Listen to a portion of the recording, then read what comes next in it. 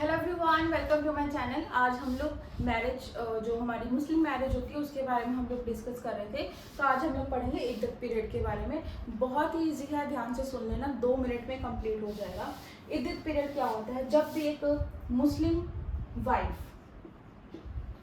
या तो उसका हस्बैंड मर गया, डेड हो गया, या फिर उसको अपने हस्बैंड से डाइवोर्स लेना है, ठीक है, तो यहाँ पे 4 महीने का एक पीरियड होता है, उसको बोलते हैं इद्दत पीरियड, ठीक है।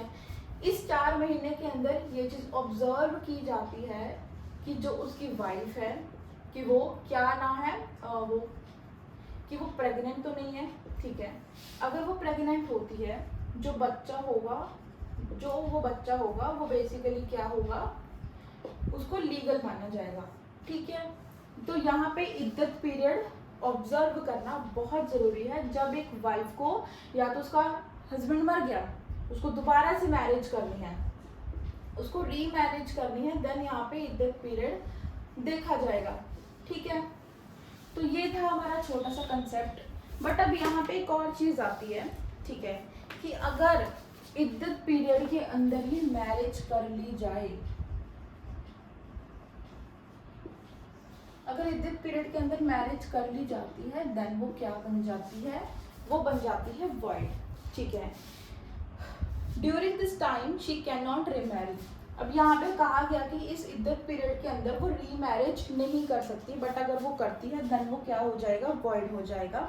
And if a woman is a pregnant, the iddat period extends until her delivery. Iddat period, मान लो वो प्रेग्नेंट नहीं है, देन वो दोबारा मैरिज कर सकती है 4 महीने के बाद। बट अगर वो प्रेग्नेंट होती है, देन जब तक उसकी डिलीवरी नहीं होती तब तक उसको इद्दत पीरियड में ही रहना पड़ेगा, ठीक है। तब तक वो क्या रहेगी? इद्दत पीरियड में ही रहेगी। एक और चीज, अगर सुन्नी लॉ के अंदर और एक शिया लॉ होता है, ठीक है, अगर वो सुन्नी लॉ के अंदर क्या कर लेती है?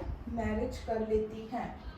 अगर वो मैरिज कर लेती है तो सुन्नी लॉ के अंदर उस चीज को रेगुलर माना जाता है, मैरिज को, और शिया लॉ के अंदर वॉइड मैरिज कहा जाता है, ठीक है, उसको माना जाता है। अगर सुन्नी लॉ के अंदर एक लड़की, एक वाइफ, ये जो इद्दत पीरियड है उसको ऑब्जर्व करे बिना ही दोबारा शादी कर लेती है, देन उस मैरिज को इरेगुलर माना जाएगा, और शिया लॉ के अंदर उस मैरिज को वॉइड माना जाएगा। इसके नोट्स आप लोगों को मेरे इंस्टाग्राम की आईडी पे मिल जाएंगे। इद्दत पीरियड सिर्फ इतना ही है, और एक ये एसेंशियल तो हम लोग नहीं बोल सकते, बट बेसिकली हमें पता होना चाहिए कि इंट्रोडक्शन है हमारे मुस्लिम लॉ की कि इद्दत पीरियड क्या होता है, और ये ऑब्जर्व करना बहुत ज़्यादा ज़रूरी होता है, चाहे उसके हस्बैंड की डेथ हो गई है, चाहे उसका डाइवोर्स हो रहा है, क्योंकि वो डाइवोर्स के बाद दोबारा रीमैरिज तो करेगी। अगर उसके हस्बैंड की डेथ हो गई है तो वो दोबारा शादी तो करेगी ही ना। तो उस दोबारा शादी करने के लिए यहाँ पे देखा जाता है कि बेसिकली वो प्रेग्नेंट तो नहीं है। अगर वो प्रेग्नेंट होती है, देन उसका जो बच्चा होता है उसको किसकी प्रॉपर्टी मिलेगी? ये जो डाइवोर्स दे रहा है, और जो उसका जो हस्बैंड है उसकी डेथ हो गई है, उसकी प्रॉपर्टी में उसका हिस्सा मिलता है, ठीक है। तो ये तो हम लोग आगे सक्सेशन में पढ़ ही लेंगे, बट हमें मेन हमारा इद्दत पीरियड समझना था, तो यहाँ पे हमारा हो गया है। And thank you so much, bye bye.